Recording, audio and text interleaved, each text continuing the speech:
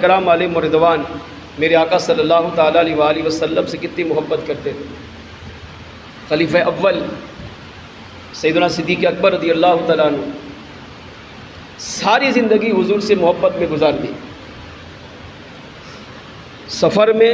حضر میں، ہر جگہ نبی کے ساتھ، ٹھیک،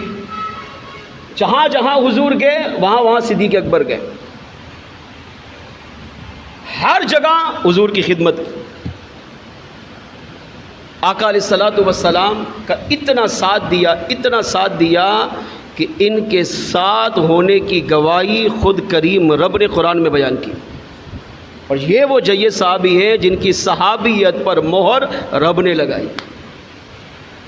قطعی جنتی صاحب۔ کتنا پیار تھا نبی سے، اتنی محبت کہ آج دیکھیں مزار میں بھی حضور کے ساتھ ہے۔ اس سے بڑی محبت کی دلیل کیا ہو؟ ساری زندگی صدیق اکبر کی محبت میں گزری، مگر جب وصال کا وقت قریب آیا تو اس حدیث کے راوی بھی خود مولا مشکل کشا علی المرتضیٰ رضی اللہ تعالیٰ عنہ، آپ فرماتے ہیں صدیق اکبر رضی اللہ تعالیٰ عنہ نے مجھے بلوایا، میں جلدی صدیق اکبر کی بارگاہ میں پیش ہوا، حاضر ہوا، تو آپ نے مجھے وصیت کی۔ کس نے وصیت کی؟ صدیق اکبر نے۔ کن کو وصیت کی؟ مولا علی کو۔ اس سے پتہ چلا کہ صحابہ اور اہل بیت آپس میں بے انتہا محبت کرتے تھے، ان کی محبت بے مثال اور باکمال تھی۔ آپ چاہتے تو فاروق اعظم کو بھی وصیت کر سکتے تھے، عثمان غنی کو بھی وصیت کر سکتے تھے، لیکن نہیں، آپ نے مولا علی کو وصیت کی۔ مولا علی مشکل کشا فرماتے ہیں جب میں صدیق اکبر رضی اللہ عنہ کی بارگاہ میں حاضر ہوا تو آپ نے ارشاد فرمایا کہ علی میری وصیت یہ ہے کہ جب میرا انتقال ہو جائے، میرا وصال ہو جائے، تو غسل کفن دینے کے بعد میرے جنازے کو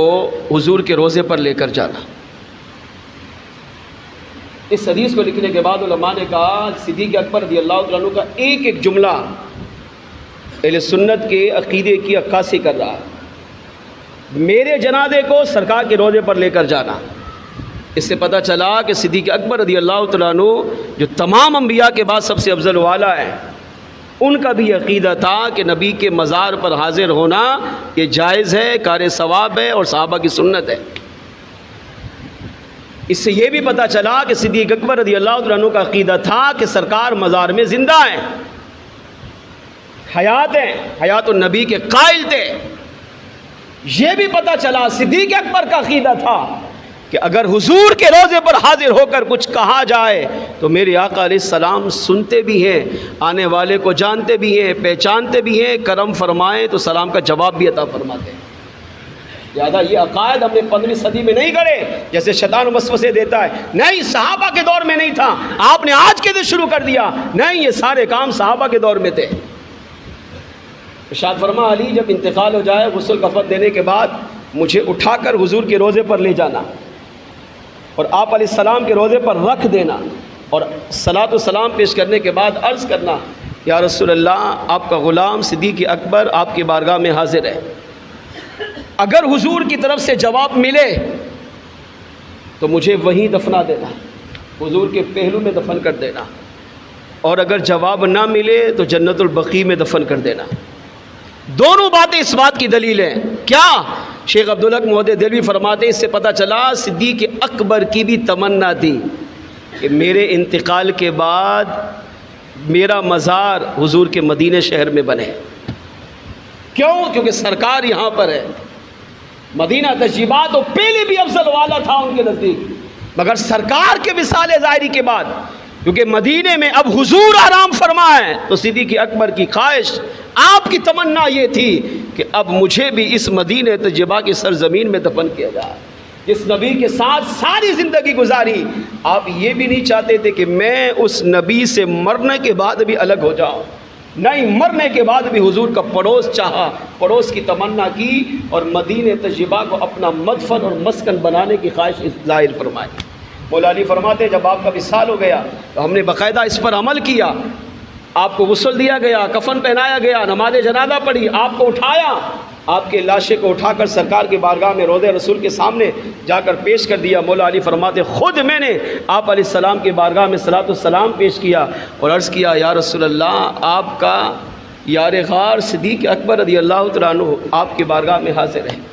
اندر آنے کی اجازت چاہتا ہے۔ اب تمام محدثین نے اس بات کو لکھا، فرماتے ہیں سرکار کے روضے پر اس وقت ایک کمرہ بنا ہوا تھا جس کو دروازہ بھی تھا، تالا بھی لگا ہوا تھا، کنڈی بھی لگی تھی۔ آپ فرماتے جیسے مولا مشکل کشا نے یہ عرض کیا، صلاۃ السلام پیش کرنے کے بعد عرض کیا یا رسول اللہ، آپ کا یار غار صدیق اکبر آپ کی بارگاہ میں حاضر ہے، تو روضہ انور سے آپ فرماتے ہیں وہ تالا بھی کھلا، کنڈی بھی کھلی، دروازہ بھی کھلا، اور ہم نے جاگتے ہوئے آپ علیہ السلام کے روضہ انور سے یہ آواز سنی۔ میرے آقا علیہ السلام نے ارشاد فرمایا، ایک روایت کے مطابق اوصل الحبیب الی الحبیب فَإِنَّ الْحَبِيبَ إِلَى الْحَبِيبِ مُشْتَاقٌ، فرمایا حبیب کو حبیب سے ملاؤ، محبوب کو محبوب سے ملا دو، کیونکہ محبوب اپنے محبوب کا پہلے ہی سے انتظار کر رہا ہے۔ محبوب ایک محبوب دوسرے محبوب کی آمد کا پہلے سے ہی شدت سے انتظار کر رہا ہے۔ اور دوسری روایت میں فرمایا ادخل الحبیب إِلَى الْحَبِيبِ، حبیب کو حبیب میں داخل کر دو،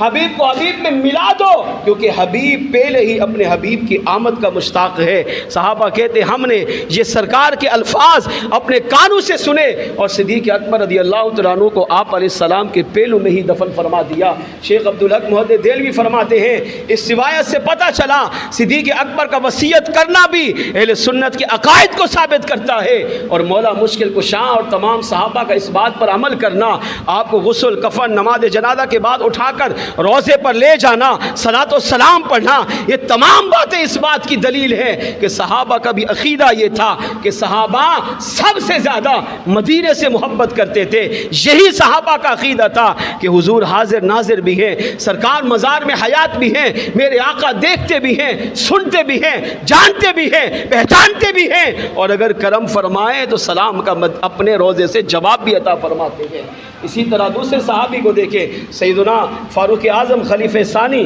رضی اللہ تعالیٰ عنہ، آپ فرماتے ہیں، صحابہ کرام علیہم رضوان فرماتے ہیں جب بھی ہم نے دیکھا فاروق اعظم رضی اللہ تعالیٰ عنہ اکثر یہ دعا مانگتے تھے، اللہم ارزقنی شہادتاً فی سبیلک واجعل موتی فی بلد حبیبک۔ آپ ہمیشہ اکثر یہ دعا کرتے تھے، اے اللہ جب بھی مجھے تم موت عطا فرما، اپنے راستے کے اندر شہادت والی موت نصیب فرمانا۔ اے اللہ تیرا عمر یہ چاہتا ہے میں تیری راہ میں جہاد کرتا رہوں، لڑتا رہوں، اور لڑتے لڑتے اپنی جان تیرے راستے میں قربان کر دوں۔ اللہ مجھے شہادت والی موت عطا فرما، اور پھر وجعل موتی فی بلد حبیبک۔ آپ بھی یہ دعا کرتے تھے، اے اللہ مجھے موت بھی اپنے محبوب کے شہر مدینہ طیبہ میں عطا فرما۔ علماء کہتے ہیں، آپ شیخ عبدالحق محدث دہلوی فرماتے ہیں اس سے پتہ چلا فاروق اعظم رضی اللہ تعالیٰ عنہ حضور کی محبت میں کامل تھے، حضور سے نسبت رکھنے والی ہر چیز سے محبت کرتے تھے، اس محبت میں بھی کامل تھے، حضور کے مدینہ طیبہ سے بھی بے انتہا محبت کرتے تھے، اور اپنی دعاؤں میں بھی مدینے میں اپنا مدفن مانگتے تھے۔ اگر مسلمان محبت میں سچا ہو تو فرمایا اللہ کریم نے آپ کی دعا کو بھی قبول فرمایا، آپ کو شہادت والی موت بھی عطا فرمائی، اور موت بھی حضور کے شہر مدینہ طیبہ میں عطا فرمائی۔ محبت میں کامل سچے تھے تو اللہ کریم نے آپ کو حضور کے روضے میں، حضور کے پہلو میں مدفن نصیب فرمایا۔ اس سے پتہ چلا صحابہ کرام علیہم رضوان کے عقیدے نظریات تھے کہ صحابہ جس طرح حضور سے محبت کرتے تھے، اسی طرح حضور کے صحابہ، حضور کے اصحاب، حضور کے اہل بیت، حضور کی اولاد، حضور کی ازواج مطہرات، یہاں تک کہ حضور سے تعلق رکھنے والی ہر چیز سے، یہاں تک کہ مدینہ طیبہ سے محبت کرتے تھے، اور مدینہ طیبہ میں اپنا مدفن بنانے پر اپنی قسمت پہ ناز کرتے تھے۔ اس سے پتہ چلا اگر کوئی مسلمان حضور کی محبت میں سچا ہو، نبی کی محبت میں کامل ہو، صحابہ اہل بیت اولیاء کی محبت میں کامل ہو، مدینے سے سچی محبت کرتا ہو، حضور سے نسبت رکھنے والی چیز سے حقیقی محبت کرتا ہو، تو اللہ کریم اس محبت کی برکتیں اسے دنیا میں بھی عطا فرماتا ہے، قبر و آخرت میں بھی عطا فرمائے گا۔ ہاں اگر محبت میں